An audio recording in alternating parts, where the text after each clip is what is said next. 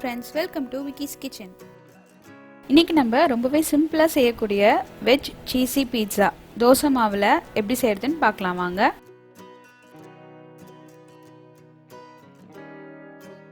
இன்னும் நீங்க என் சேனலுக்கு சப்ஸ்கிரைப் பண்ணலனா மறக்காம சப்ஸ்கிரைப் பண்ணிடுங்க.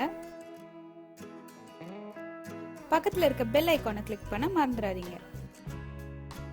லோ ஃப்ளேம்ல வச்சு தோசை மெலிசா ஊத்திக்கோங்க. ரொம்ப திக்கா இருந்தா அது ஊத்தாப்பம் மாதிரி ஆயிடும். அதே போல ரொம்ப தின்னா பேப்பர் போலயும் ஊத்திட கூடாது. 1 டேபிள்ஸ்பூன் வெண்ணெய், 1 டேபிள்ஸ்பூன் பீஸா சாஸ்.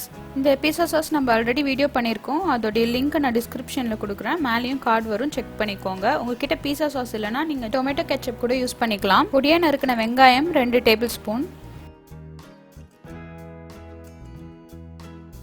பொடியா நறுக்கின தக்காளி 2 டேபிள்ஸ்பூன்,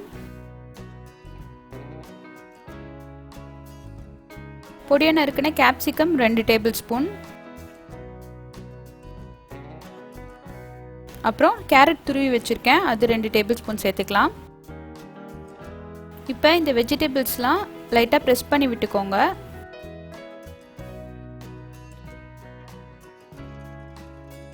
மொசரல்லா சீஸ் கிரேட் பண்ணி வச்சுருக்கேன், அது ஒரு கைப்பிடி அளவு சேர்த்துக்கலாம்.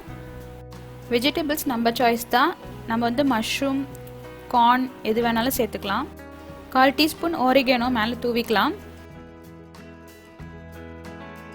ஒரு பிஞ்ச் அளவுக்கு சில்லி ஃப்ளேக்ஸ் மேலே தூவிக்கலாம். இப்போ இதை மூடி வச்சுடுங்க. லோ மீடியம் ஃப்ளேமில் 1 நிமிஷம் போல் குக் ஆகட்டும். இப்போ 1 நிமிஷம் ஆயிடுச்சு. அடியில் நல்லா ரோஸ்ட் ஆகி இருக்கணும், அப்போ தான் ஈஸியாக வரும் எடுக்கிறதுக்கு. அவ்வளோதான், நம்மளுடைய வெஜ் சீசி பீட்சா தோசை ரெடி. உங்களுக்கு பீஸா செய்கிறதுக்கு பேஸ் ரெடி பண்ண முடியல, அந்த மாதிரி டைமில் நீங்கள் உடனே ரெடி பண்ணால் இந்த மாதிரி தோசை மாவு வச்சு ரெடி பண்ணிக்கலாம். அன்பாக சமைங்க, அழகாக சர்வ் பண்ணுங்கள். தேங்க்யூ.